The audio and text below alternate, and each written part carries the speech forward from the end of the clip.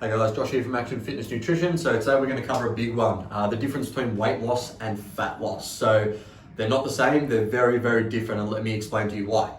So say we've got two people, we're going to use an example here. Two people, both of them are looking to lose 10 kilos, all right?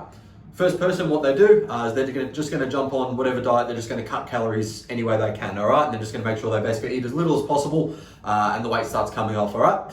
Next person, what they do, they're going to do something similar, right? They're still going to make sure they're in a deficit, but they're going to be tracking their protein intake and they're going to be resistance training. So just to cut first person, not resistance training, they're just cutting their calories basically as little as possible. Second person, resistance training, getting stronger every week and tracking their protein intake as well as obviously staying in that deficit to lose weight.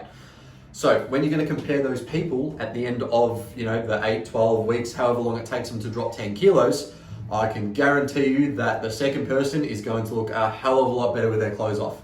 The reason is they've retained, or at least even built, if they're a bit of a beginner, more muscle mass. And as a result, they get that sort of lean, toned look that most people are after when they first go, I just want to lose weight. Obviously, it'll depend on how much weight you want to lose and things like that. But at the same time, if we have a protein intake, that's going to retain all that lean muscle and we're going to make sure that we're getting stronger in the gym. And those two things are going to ensure you're going to look way better.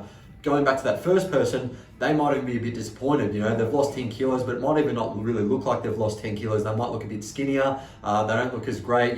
That's probably because they've probably lost 5-6 kilos of muscle and only probably lost 3-4 kilos of fat. So it's a really, really big one, guys, when you're looking at that long-term sort of body composition, is to make sure we're actually getting some sort of tracking in, especially with our protein level. If we hit a certain protein goal and remain in a deficit, you are going to look 50 times better than someone who just cuts as many calories as they can, doesn't resistance train, and goes through. Of course, if you just want to lose weight, you don't really care about the muscle mass and all that sort of thing, that's fine, you can go through that. But I'd strongly, strongly recommend keeping a protein total, sticking in a deficit, keep going until you reach that limit. And then you're going to find once you're there, it's actually a lot easier to maintain as well because you've built those habits. You're already making all those meals more protein based and it just becomes a lot easier from a lifestyle perspective to then maintain and not rebound back rather than just cutting calories and then going back to your original diet and just throwing the weight straight back on.